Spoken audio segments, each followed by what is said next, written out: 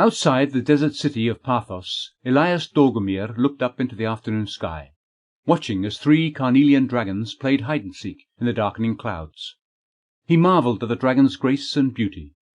They flew higher and higher with each gentle movement of their jewel-coloured wings.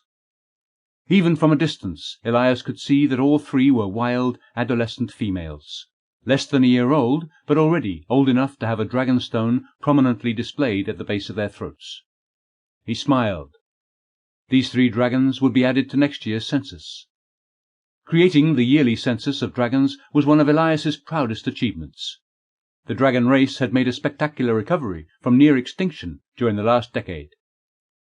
With a trio of roars, the little dragons clustered together and disappeared into the clouds, flying toward the safety of the caves sprawled along the southern borders of Parthenian territory. It was a perfect spring day, and the temperature was still mild. He had almost forgotten the peaceful tranquillity and wonderful smell of the desert. Elias inhaled deeply, savouring the clean, dry desert air as he walked along the outer limits of Pathos.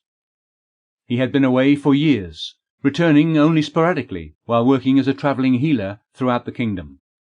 His healing skills were always in demand, so constant travel was part of his life. Although his work ethic never waned, his duties sometimes limited his efforts to track and monitor the numbers of dragons. He had also grown tired of the lack of a community and the inconstancy of life on the road.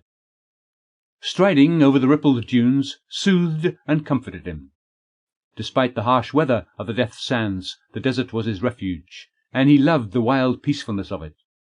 His homesickness melted away like a candle in the sun.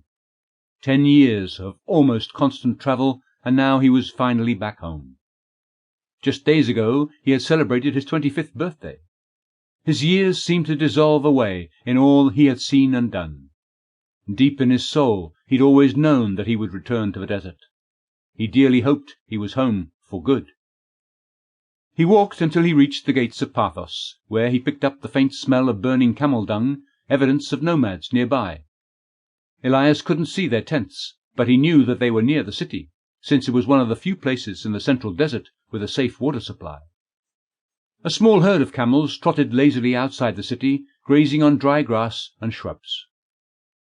In the distance, coming from the same direction that the young dragons had left, a gigantic pearl-coloured dragon appeared. Elias shielded his eyes with his hand and looked up, then smiled broadly. It was Nidored, who had undoubtedly spent the day in the desert trying to woo nesting females. Elias had hoped to meet him later in the evening. He was surprised by Nidored's early return. Silhouetted against the sun, the dragon's bright scales cast off glints of yellow and orange with every sweep of his broad wings. As the largest dragon in existence, Nidored towered above palm trees and houses, his wings stretching outward like 2 enormous sails. Elias heard the dragon's gravelly voice echoing inside his mind. "I am coming back to the city." "I see you," he replied. "Meet me on the ramparts." Elias jogged through the city and up the castle steps to the rooftop, one of the few places in the city with enough space for Nidored to land.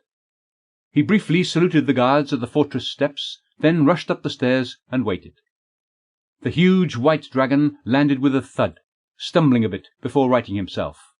He whipped around, and his powerful tail knocked over a stack of bricks in the corner. The bricks spilled down the slope of the roof, piling up against the opposite wall. Elias groaned and shook his head. "Sorry," said Nidored guiltily. "It's all right. Don't worry about it." Elias signalled one of the servants at the doorway to come and clean up the mess. Elias understood Nidored's difficulty.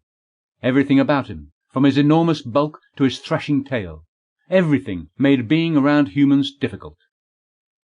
Nidored carefully folded his wings into his body and waddled over to where Elias stood. "How did it go?" he asked gently.